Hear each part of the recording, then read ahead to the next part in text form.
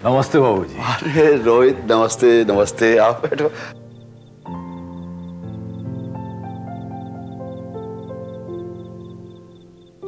आप शहर से बाहर गए हुए थे बाबूजी? हाँ, एक सेमिनार थी, उसी सिलसिले में बाहर गया था। कैसे हो? नंदिनी जी कैसी हैं? सब ठीक हैं। वो तो अक्सर आपको याद करती रहती है। ये तो उनका बड़प्पन है, वरना मुझ में ऐसी क्या खूबी है? नहीं बाबूजी, आप में सबसे बड़ी खूबी यह है कि आप कुंती के पिता हैं। मेरी बेटी को अपनाने का फैसला करके रोहित, आप लोगों ने मेरा सिर ऊंचा उठा दिया है। वरना बेटे, कुंती के हालात तो ऐसे थे कि मैं किसी से आंख भी नहीं मिला पाता था। नहीं बाबूजी, ये सब संयोग की बात है। वरना कोई बेटी ये नहीं चाहती कि उसके पिता का सिर किसी के सामने झुके। जानते हो रोहित, कुंती जब घर छोड़ के गई थी तो मैंने मान लिया था कि मेरी बेटी मर गई है। मैंने उसके दर्द को जानने की कभी कोशिश नहीं की।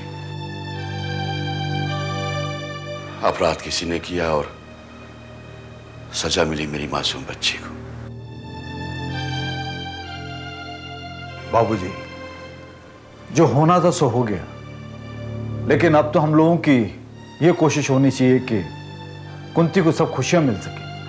हाँ रोहित, ऐसा हो कि वो अपने बीते दिनों का हर दुख भूल जाए। आपने कभी कुंती के बेटे के बारे में जानने की कोशिश नहीं की? जो बच्चा कुंती की जिंदगी का कलंक था, उसका उससे दूर हो जाना ही अच्छा था। लेकिन बाबूजी, कुंती अपने बेटे को कलंक नहीं मानती। वो उसके साथ आज भी जीने को तैयार है। वो आज भी उसके लिए तड़प रही है। जानता हूं रोहित, और यह भी मानता हूं कि कुंती का कर्ण से दूर हो जाना विधाता का रचा हुआ खेल है। इसमें किसी का कोई दोष नहीं। कुंती को आज अगर उसका बेटा मिल जाए तो आपको कैसा लगेगा? जो कभी हो नहीं सकता बेटे, उसकी क्या बात करूं मैं। लेकिन बाबूजी, आप ऐसा क्यों सोचते हैं कि कुंती को उसका बेटा वापस नहीं मिल सकता? रोहित बेटे, 5 साल से ऊपर होने को आए। अगर उसे उसका बच्चा मिलना होता तो अब तक मिल चुका होता। उसने तो बहुत कोशिशें कर ली। अब तो वो खुद भी नाउम्मीद हो चुकी है। बाबूजी, यही बताने के लिए मैं आपके पास आया हूं कि नाउम्मीदी में उम्मीद की एक नई किरण पैदा हुई है। कुंती की जिंदगी कर्ण के बिना अधूरी है। तो उसकी यह अधूरी जिंदगी पूरी कैसे हो बेटे? बाबूजी, बहुत जल्दी कुंती को उसका बेटा कर्ण वापस मिलने वाला है। क्या? हाँ बाबूजी, स्वीडन जाकर उसके बच्चे को वापस लाने की तैयारी हो रही है। कौन जा रहा है? कौन स्वीडन से कुंती के बेटे को वापस ला रहा है? मन, पुष्पा का पति मन।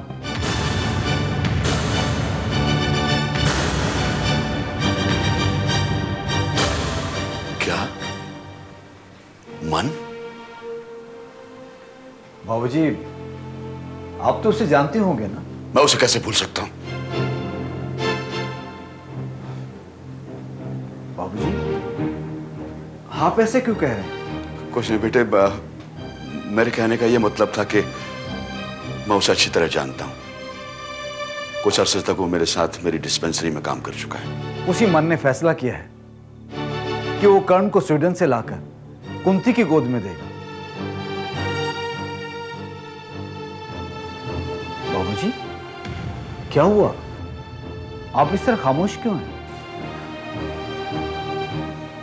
नहीं बेटे, ऐसे ही।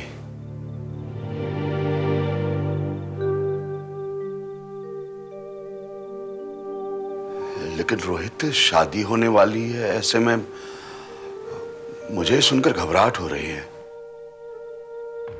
बाबूजी, घबराइए नहीं। मैं और मेरी मां भी कर्ण को स्वीकार करने को तैयार है और मैं कर्ण को पिता का नाम दूंगा। फिर ये बात मैं कुंती को भी बता चुका हूं। लेकिन मन कैसे तैयार हो गया? उससे बात हुई है क्या? हाँ बाबूजी, मैंने मन से बात करके पूरी तसल्ली कर ली है और कुंती भी इस बात से खुश है। बस बाबूजी, अब एक प्रॉब्लम सामने आ रही है। वो क्या? बाबूजी, अभी तक हमें कर्ण का पता नहीं चला है। वो स्वीडन में जिन लोगों के साथ रह रहा है उसकी जानकारी अभी हमें नहीं मिली है, लेकिन मैं सरला जी से मिलके उसका पता ले लूंगा। रोहित,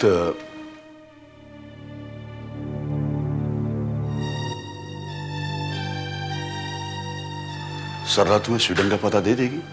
क्यों नहीं देंगे? मैं कर्ण को पिता का नाम देने को तैयार हूं। अब तो उन्हें किसी बात का एतराज नहीं होना चाहिए। बेटे, अगर ऐसा हो गया ना, फिर तो कुंती को जिंदगी भर की खुशियां मिल जाएंगी। हाँ बाबूजी, मैं आपको यही बताने के लिए यहां आया था। अच्छा बाबूजी, अब मैं चलता हूं, मां इंतजार कर रही होंगी। नमस्ते।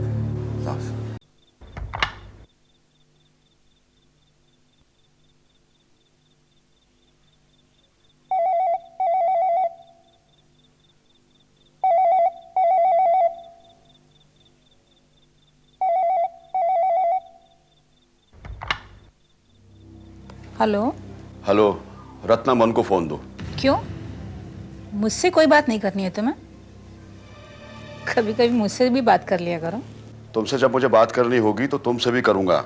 अभी तुम मन को फोन दो, मुझे उससे जरूरी काम है। मन घर पे नहीं है इस वक्त। कहाँ गया है? सुबह से निकला है काम से, अभी तक घर नहीं लौटा है। वो लौट के आए तो उससे कहना मैं उससे मिलना चाहता हूँ। मिलने की कोई खास वजह? तुम उससे बोल देना, जब वो यहाँ आएगा वजह उसे खुद मालूम पड़ जाएगी। समझ गई? याद करके उसे बोल देना।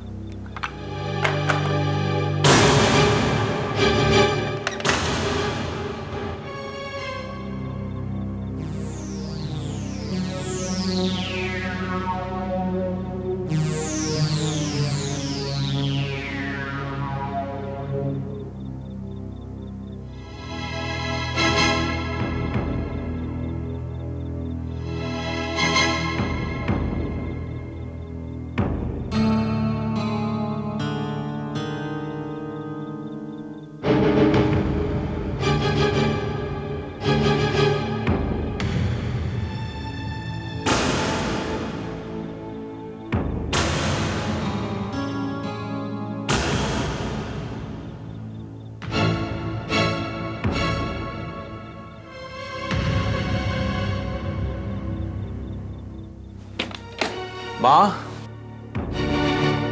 पुष्पा आ गई क्या? अभी तो नहीं बेटा।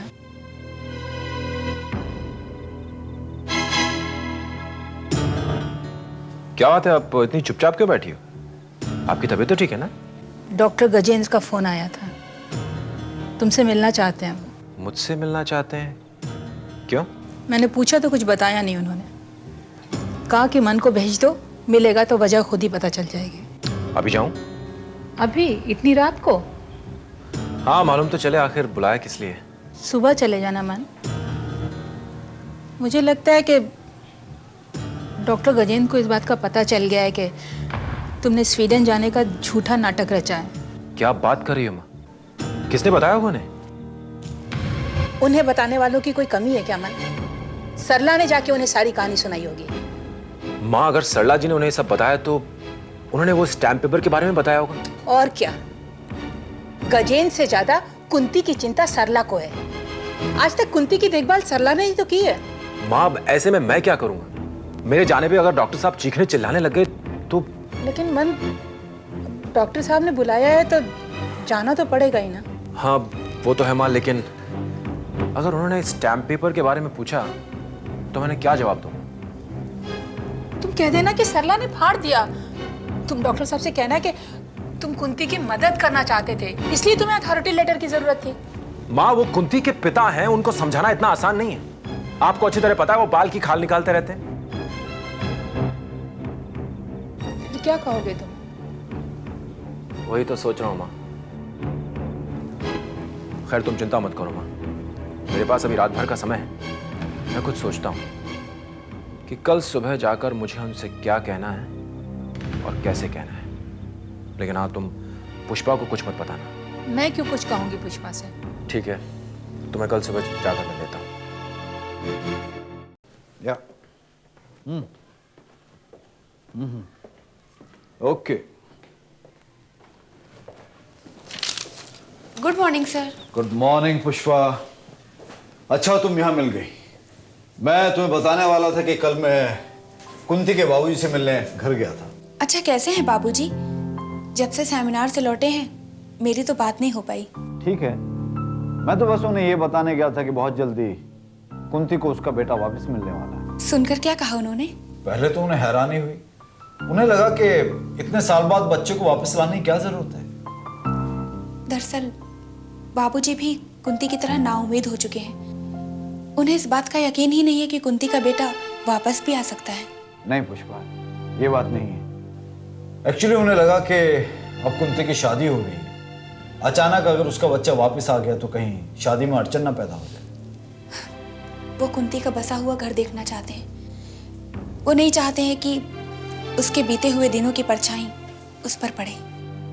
लेकिन जब मैंने उन्हें बताया कि मैं उस बच्चे को पिता का नाम देने को तैयार हूं, तब उन्हें तसल्ली हुई। मैंने उन्हें यह भी बताया कि मैं और मेरी माँ उस बच्चे को स्वीकार करने को तैयार है। आपने उन्हें ये नहीं बताया कि उस बच्चे को स्वीडन से लाने वाला कौन है? अरे ये कैसे नहीं बताता। उन्हें पहले लगा कि मैं जाने वाला हूँ। जब मैंने उन्हें बताया कि मन जाने वाला है तो उसका नाम सुनकर वो थोड़ा चौंके। हैरानी तो मुझे भी हुई थी, बल्कि जिस किसी को भी इस बारे में पता चला उसे आश्चर्य हुआ। वो इसलिए पुष्पा, तुम्हारे पति मन का अब तक जो व्यवहार रहा है, अब वो ऐसा नेक काम करेगा, कोई भी उस पर भरोसा नहीं करेगा। यू नो, जब तुमने मुझे पहली बार मन के बारे में बताया था तो मुझे भी भरोसा नहीं हुआ था, इसलिए मैंने उसे ऑफिस में बुलाकर बात की थी। अब वो इस नेक काम को पूरा करके दिखाएं, भगवान से मेरी यही प्रार्थना है।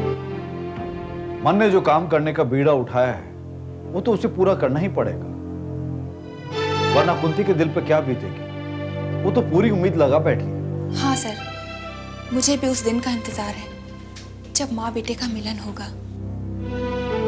बाबूजी ये सारी बातें सुनकर बहुत खुश हुए। उन्होंने कहा अगर ऐसा हो जाता है तब कुंती को किसी चीज की कमी नहीं रहेगी। कर्ण में तो कुंती की सांसें बसती हैं। उसके लिए वो दुनिया की सारी दौलत को ठोकर मारने के लिए तैयार है। पुष्पा, इसलिए मैं कुंती की भावना की बहुत कदर करता हूं। मैं चाहता हूं कि कुंती का बेटा उसे वापस मिल जाए। मन पता नहीं क्यों इतनी देरी कर रहे हैं। मैंने पूछा तो कहने लगे कि विदेश जाना है। कोई आसान बात नहीं, बहुत सारी फॉर्मेलिटीज पूरी करनी होती हैं। सही कहा उसने। फॉर्मेलिटी से ज्यादा अब देरी हमारी तरफ से हो रही है।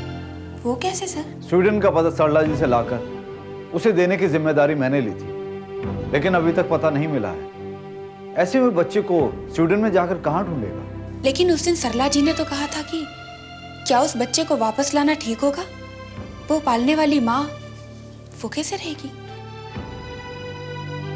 पुष्पा, हमें उस बच्चे को पैदा करने वाली मां के बारे में भी सोचना होगा, जो मेरी पत्नी बनने वाली है। अगर वो कर्ण को लेकर जिंदगी भर दुखी रहती है तो ये अच्छा नहीं होगा। हाँ सर, आप जाकर सरला जी से बात करिए, कर्ण का पता मिल जाए, और तब तक मन भी स्वीडन जाने की पूरी तैयारी कर लेंगे। फिर कोई दिक्कत नहीं होगी। मैं अपनी तरफ से पूरी कोशिश करूंगा कि स्वीडन जाने से पहले मैं मन को उस बच्चे का पता ला कर दूं।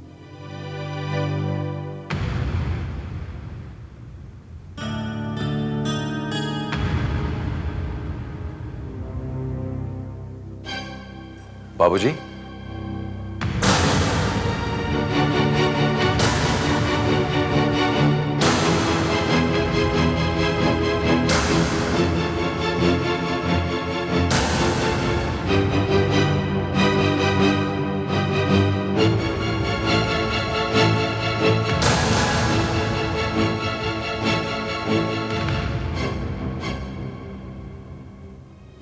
जबरदस्त। पैर छूने का ढोंग मत कर। ये आपको ढोंग लगता है? तेरे दिल में मेरे लिए अगर इतनी इज्जत होती ना तो कभी मेरी बेटी की जिंदगी के साथ खिलवाड़ नहीं करता तू। मेरी उस गलती की आप कितनी सजा देंगे बाबूजी? वो मेरी जिंदगी की एक भूल थी। तूने एक भूल की और मेरी बेटी की पूरी जिंदगी बर्बाद हो गई उससे। इतना कुछ करने के बाद भी तुझे चैन नहीं मिला, जो अब भी उसकी भावनाओं के साथ खिलवाड़ कर रहा है तू।